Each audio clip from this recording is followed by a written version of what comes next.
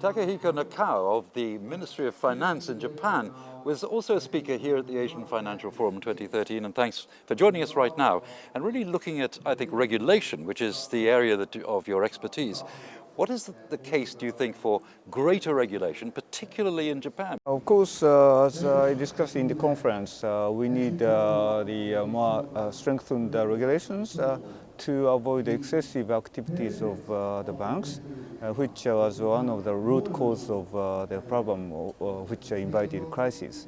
So we should have stronger regulations, including in the areas of capital adequacy, and also several other activities, including OTC derivatives, shadow bankings, and so on. But at the same time, we must be careful that we don't overdo it, because financial sector is the basis for growth led by the private sector, and it should efficiently allocate money based on certain risk management.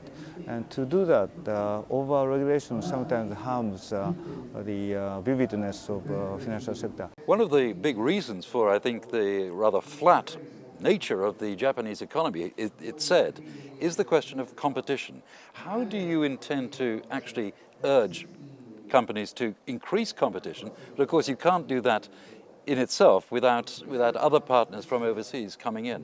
In the beginning, I would like to stress that the Japanese economy is not so, stable or slow, but there is certain real growth if we look at the working population.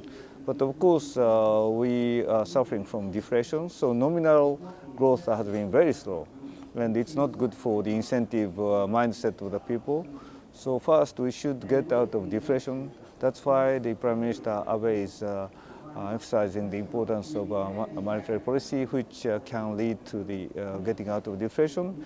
But of course, at the same time, we should promote the participations of the workforce, including the women and aged people. That is another important point. And the third point is we need a growth strategy, including some structural reforms, and that is for competition.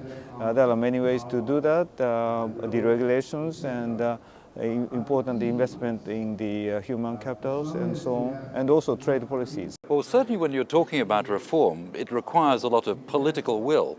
Would you see Mr. Abe actually as having that political will over the next, year or 2 years? Would you see many more measures coming in to, as you say, reform the Japanese economy? I'm not a commentator of politics, and I shouldn't mention too much about that kind of issue. But what I wish is, of course, we will have very strong leadership by the new administration, and they will manage to convince people for more reforms. How do you see Japan actually in terms of its partnership with China, and do you see there greater regulatory changes in China that will be complementary for Japan as well? Of course, we need to have a stronger cooperation with the Chinese authorities, and one of the very salient example was the agreement between Prime Minister Noda and Premier Wen toward the end of 2011. And in that, both countries decided to promote the usage of renminbi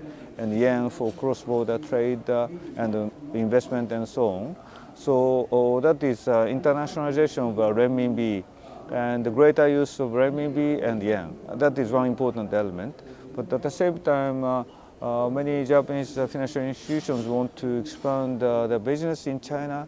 So regulations in China regarding the security business and insurance business and banking business, if those regulations can be alleviated based on the development of Chinese economy, I think it will help it a lot. Do you have a framework for that? I mean, do you actually see some sort of agreements on, let's say, the renminbi within the next 12 months or 16 months or a period beyond that?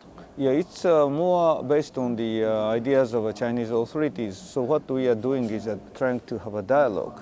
But because of some difficulties between China and Japan, it's a little bit slow now. But generally speaking, China and Japan are the second and third largest economies in the world, and we have a very deep trade and investment relation and human relationship. In attending the Asian Financial Forum here, what kind of impressions do you have about the forum? This is really good forum to discuss the global issues from a certain Asian perspective, focusing more on the financial issues.